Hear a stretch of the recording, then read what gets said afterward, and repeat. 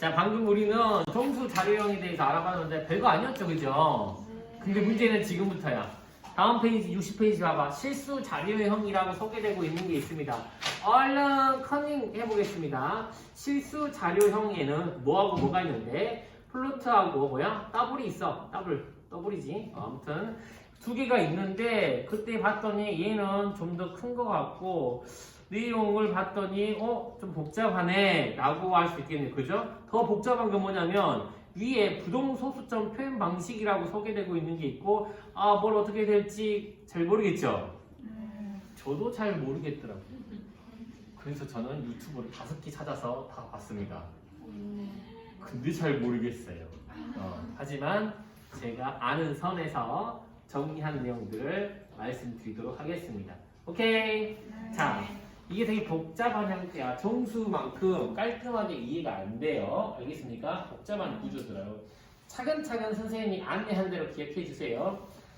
정수가 수의 범위가 크냐, 실수가 수의 범위가 더 커? 당연히 실수가 더 크겠지. 그러면 사이즈는 당연히 누가 더 크겠니? 실수가 더 크겠지. 아까 인트가 몇 바이트였어? 4바이트였지. 제일 큰 거. 알겠습니까? 그래서 실수는 뭐부터 시작한다? 4바이트부터 시작한다. 그래서 플루트가 몇 바이트고? 4바이트고 더블이 몇 바이트? 8바이트다. 이렇게 먼저 기억을 해주세요. 알겠습니까? 자, 그 다음 숫자들이 막 나오는데 그거 보지 마시고 먼저 맨 밑에 줄이 있는 이거부터 보세요. 유효 자릿수라고 하는 개념이 있습니다. 유효 자릿수라고 하는 말이 무슨 말이냐? 라고 하는 것을 선생님이 먼저 말씀드릴게요. 처음에 제가 이 플루트 그리고 부동소수점이라는 개념이 나오니까 선생님 찾아보지도 않고 다른 말 수업했단 말이야. 그래서 뭐라고? 부동소수점은 소수점이 고정된 게 부동소수점이야 라고 구라하셨지.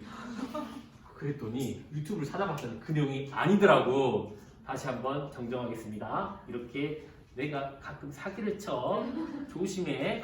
유튜브를 찾아봤더니 플루트라고 하는 개념이 왜 실수를 나타내는지에 대한 설명과 함께 부동소수점이라고 하는 뜻이 뭐냐면 소수점이 둥둥 떠다닌대요. 그래서 실수를 뭐라고 표현하고 플루트 떠다닌다라고 표현을 하더라고요. 알겠습니까? 이게 무슨 말이냐? 라고 하면 이런 말이에요. 보통 정수와 대비되는 실수값의 표현들은 보통 소수점을 가지고 있고요. 예를 들어서 312.25라고 하는 실수라고 하는 녀석을 우리가 좀 더 다른 형식으로 표현을 해보면 이렇게 표현할 수가 있습니다. 어떻게? 31.225 곱하기 10의 1승이라고 표현할 수도 있고요. 그 다음 또 다른 표현을 바꾸면 3.1225 곱하기 10의 2승이라고 표현할 수도 있고요. 또 다른 표현을 바꾸면 얼마? 0.31225 곱하기 얼마? 10의 3승으로 바꿀 수도 있죠. 무슨 얘기야? 실수라고 하는 표현은 하나의 표현이 아니라 여러 개의 표현으로 마치 뭐가 소수점이 둥둥 떠다니는 것처럼 표현될 수 있어서 이 실수를 뭐라고 표현한다? 플루트라고 이야기하더라. 둥둥 떠다닌다 이렇게 이야기하더라고요. 됐습니까? 알겠습니까? 자, 그래서 이와 같은 방식이 뭐냐면 보세요. 이런 표현들 중에서 어떤 방식? 정수를 한 자리만 생성하고 나머지 소수점으로 표현된 이러한 방식을 뭐라고 이야기하고 가수라고 표현을 하고요. 그 다음에 10의 거듭제곱으로 표현된 이 값을 뭐라고? 지수라고 표현합니다. 그래서 실수를 지수 부분과 가수 부분으로 표현한다라고 하는 내용을 어떻게 소개하냐면 부동소수점 표현 방식으로 나타낸다라고 이렇게 소개하고 있습니다. 됐습니까? 자, 그럼 유효 숫자라고 하는 말은 무슨 말이냐? 이런 말이야. 320이 아니지. 321 값을 실수 표현으로 한번 나타내 보세요. 라고 이렇게 이야기하겠습니다. 자, 그런데 거기에 플루트에서 유효 숫자리가 몇 개라고 나와 있니? 유효 숫자리가 몇 자리라고 나와 있어? 7자리라고 하는데 정수는 몇 개고? 1개고 소수는 몇 개? 6개라고 소개되고 있죠. 그죠? 선생님이 이걸 플루트 방식으로 한번 표현해 볼게. 자, 이 값을 플로트 방식으로 표현하면 이런 식이야. 보세요. 정수 부분이 몇 개? 1개. 그 다음에 소수 부분 몇 개? 6개라고 이렇게 표현하니까 얘가 3.213이라고 잘리네. 그치? 그럼 나머지 값을 어떻게? 얘가 공이 몇 개 있어야 되는지 세야 되겠네. 그치? 1개, 2개, 3개, 4개, 5, 6, 7, 8, 10에 8씩 이렇게 썼다고. 오케이? 무슨 얘기야? 이 값을 유효 숫자 7자리로 표현하면 이렇게 표현된다는 거야. 오케이? 이렇게 표현을 하면 이 부분을 뭐라고 하고? 가수라고 하고 이 부분을 뭐라고? 지수라고 한단 말이지. 알겠니? 그럼 이걸 표현해 보니까 얘가 오차가 있어 없어? 이 값하고 이 값이 다르냐 달라? 다르지. 아, 유효 숫자라고 하는 녀석이 클수록 오차가 줄어들겠구나 라는 생각을 할 수가 있겠습니다. 그죠? 그래서 더블은 얼마기 때문에 유효 숫자가 몇 자리라서 16자리라서 좀 더 정확하다는 이야기를 할 수도 있겠네요. 이해되셨습니까? 네. 됐나요? 그리고 저장되는 방식이 좀 달라. 뭐 플루트는 보시면 4바이트라고 했으니까 몇 비트야? 몇 비트야? 32비트니까 이렇게 생긴 칸이 몇 개 있단 소리라고? 32개 있다고. 근데 우리가 아는 실수값은 항상 부호가 있니 없니? 정수는 아까도 부호가 있는 것도 있고 없는 것도 있다고 했는데 실수는 부호가 무조건 있지. 맞아요. 자, 그래서 뭐라고? 실수는 맨 앞자리를 뭐라고 부여하고 플루트는 부호를 부여하는 데 나타내고 그리고 어떻게 소개되어 있냐면 아까 실수라고 한 녀석 어떻게 구성했다고? 무엇과 무엇으로 표현했어?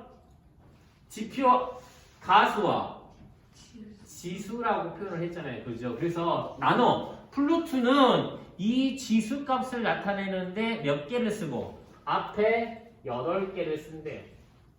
알겠습니까? 그러면 8개에다가 1개 썼으면 9개를 쓴 셈이네. 32 빼기 9는 얼마야? 23 나오네. 그치? 나머지 뭐에 대한 부분들을 가수에 대한 부분을 몇 개? 23비트 사용한다. 이렇게 소개되고 있습니다. 됐나요? 네. 됐습니까? 자, 그렇게 해서 나온 값이 마이너스 3.4 곱하기 10의 38승부터 3.4 곱하기 10의 38승까지 라고 되는 거고요. 더블은 아까도 이야기했지만 유효 숫자가 뭐야? 16자리가 되고 더블은 몇 비트겠어?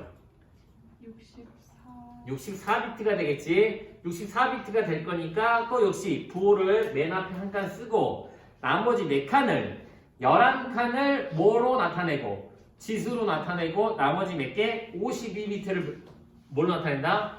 가수로 나타낸다고. 근데 좀 어려운 부분이 있어. 그게 뭐야? 아니 더블이라고 했으면 정확하게 곱하기 2로 딱딱 떨어내잖아. 그치? 그게 안 돼 있더라고.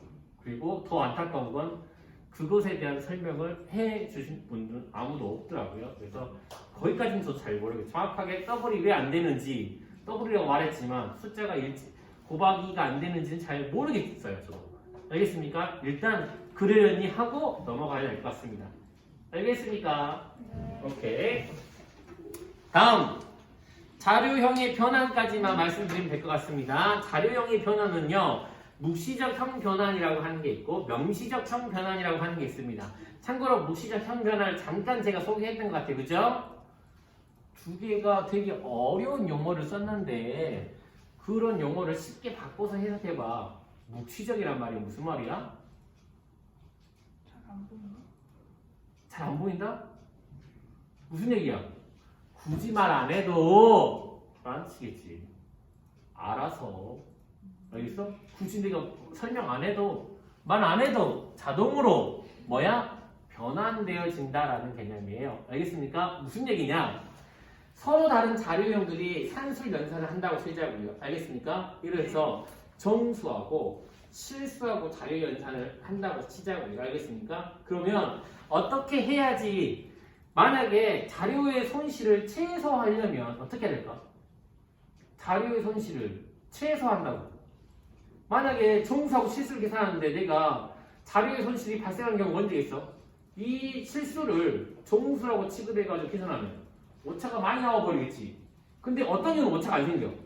이 자료 정수를 실수라고 취급해버리면 어차피 실수 안에 있는 정수니까 오차가 안 생기겠지. 아, 바로 이거야. 무슨 얘기야? 큰 쪽을 따라가도록 연산을 진행하겠다라고 하는 것이 바로 뭡니까? 묵시적 형변환이라고 소개되고 있는 내용입니다. 이해되셨나요? 네. 뭐라고요? 큰 쪽을 따라간다고 이렇게 기억해 주면 되겠네요. 그래서 예를 들어서 인트형으로 선언된 정수형 변수에 3.14와 같은 실수 자료를 대입한다고 하자라고 하면 굳이 얘를 선언하지 않고도 자동으로 어떻게 실수 자료형으로 변환됩니다. 이렇게 소개되고 있습니다. 됐나요? 자, 그럼 그에 반해서 명시적 형 변환이란 말은 무슨 말일까? 명시적 형 변환은 아까 묵시적은 뭐라고 했어?